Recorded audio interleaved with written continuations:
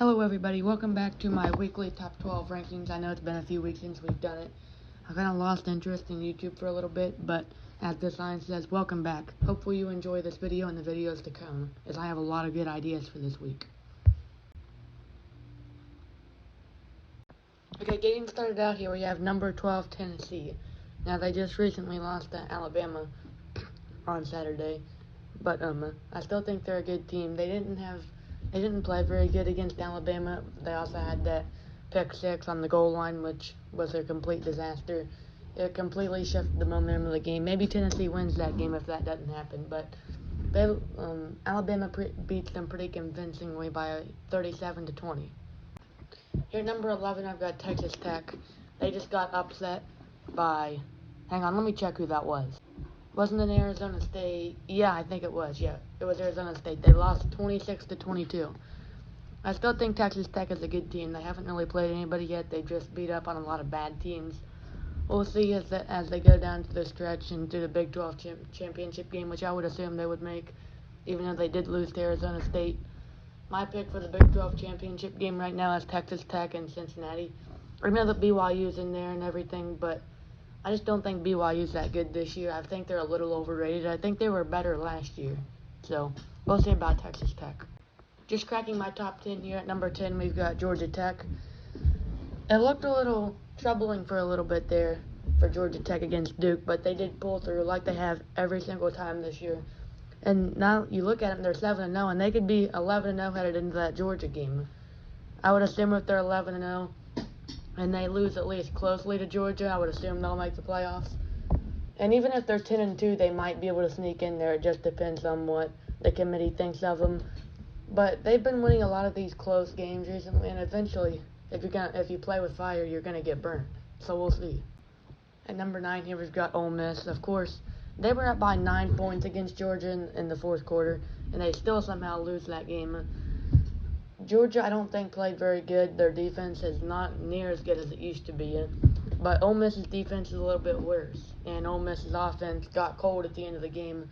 I think they got stopped on 3 or 4 straight drives, and that ended up deciding the game. I still think Ole Miss is pretty good, and will probably sneak into the playoffs. I don't know if they go 11-1. They might go 10-2, 9-3 maybe. I don't know if 9-3 is going to be good enough to get you into the playoffs. But 10-2 should be, they should be chilling if they're 10-2. So we'll see about Ole Miss. But they're number 9 in my rankings this week.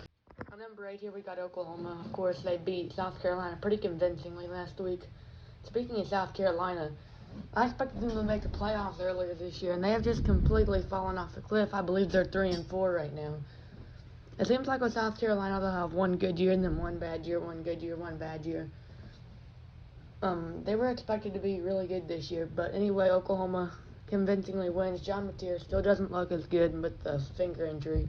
Hopefully he can get back to 100%. He's not going to win the Heisman anymore, but hopefully Oklahoma can go 10-2, 11-1, and if they do, they'll be in the playoffs.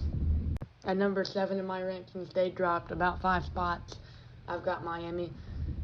Carson Beck looked pitiful last week, and if he continues to play like that, Miami will not make the playoffs. Miami does this thing every year where they get off to a hot start and then collapse. I'm not thinking that's going to happen this year, but you can't lose to Louisville at home in a random October game. It's not. I mean, losing in a random October game is bad in general, but you can't lose to Louisville in that situation. I mean, they had just come off the good win against Florida State. It looked like Miami, they were going to cruise to maybe an 11-1, 12-0 record, and then they lose to Louisville. I don't know if they'll make the playoffs. I would assume they probably lose one more game at least. We'll see what they do, but I've got them at number 7 this week. At number 6 here, I've got Georgia. They looked alright against Ole Miss. I didn't come away from that game being impressed with Georgia, or disimpressed, I guess, with Ole Miss. I just think that both teams played their C+ game, and one team had to win, and Ole Miss got cold in the fourth quarter, and Georgia got hot, so they won. But it looking like for a minute, Georgia was going to get, and I'm not going to say steamrolled, but they were down by 9 points in the fourth quarter at one point. It looked like that. I still don't think Georgia's good as they were back in 2021, 2022, 2023. But I think they're still good enough to make the playoffs. They'll probably make the playoffs. They're around 10-2, I would say. And now it's the top part of the season where we need to start talking about the Heisman race. We'll see. Gunnar Stockton's looking good, but there's still quarterbacks I like ahead of him. We'll see. But Georgia's at number 6 this week. Getting us started off here with our top 5, we've got Oregon. I think a lot of people are lower on Oregon than I am, and I wouldn't consider myself high on Oregon. I didn't think they looked very good against Indiana. It is Indiana, they're a top 2 or 3 team in the country, but I didn't come away with being impressed. Obviously, they lost by 10 points against Indiana. Dante Moore will be fine. I would assume Oregon still makes the playoffs unless they completely collapse and lose 3 or 4 games. But yeah, Oregon should still make the playoffs. I mean, I wouldn't panic as an Oregon fan. They steamrolled Rutgers this week. They look good, so they'll be right back on track. Number 4, we've got Texas A&M. I feel like everybody kind of knows that they're overrated, but nobody. I mean, you have to put them somewhere in the top 3 or 4 because, I mean, they're 7-0. They should have lost to Arkansas this week, and to be honest with you, Arkansas has looked good since they fired their coach, even though they've lost both games, I believe. But anyway, Texas A&M, they put up 48 points. You would think with Arkansas, but if you would have told me before the week if Arkansas would have put up 45 points, oh yeah, I would have said that Texas A&M lost by 20 plus points. But Texas A&M, their offense got figured out this week. We'll see about Marcel Reed. Hopefully, his accuracy is pretty good. I saw some people thinking Texas A&M is Marcel Reed is in the Heisman race. I still don't believe that. I mean, you've still got Mendoza, Sayan, Simpson, Moore even. I feel like all those guys are better than Reed and Gunnar Stockton. He's not going to win the Heisman, but he's still a pretty good quarterback. Now we're to our top 3. I've got Alabama at number 3. I considered for a slight second putting them at number 2, but they've already lost, and they have a bad loss to Florida State this year. Florida State might not even make a bowl game. They went 3-4. You lose very convincingly in week 1. That was just a complete meltdown from Alabama. Everybody was expecting them to win that game. Nobody really expected Florida State to be very good this year. And then they beat Alabama week 1, and everybody's thinking, oh yeah, Castellanos is going to win the Heisman. Florida State's going to be a top 10 ranked team. And then now they've lost, I think, 4 out of their last 6, I believe. And they've lost their last 3 straight, I believe. Florida State's just not very good. I do think Alabama's good, though. That was just a week 1 game. Alabama, they look really good. They just beat Tennessee. Ty Simpson, of course, is a Heisman candidate. Alabama's going to be fine, and they're looking like one of the best teams in the nation. At number 2 here, we've got Indiana. Indiana's really good this year. I don't know how good they would be, to be honest with you, though, if Kurt Cinetti wasn't their coach. That guy is a great head coach. Maybe the best coach in college football. Now you've still got Ryan Day. But Indiana's a really good team. They're right at number 2. I think that suits them pretty well. They have a Heisman contending quarterback.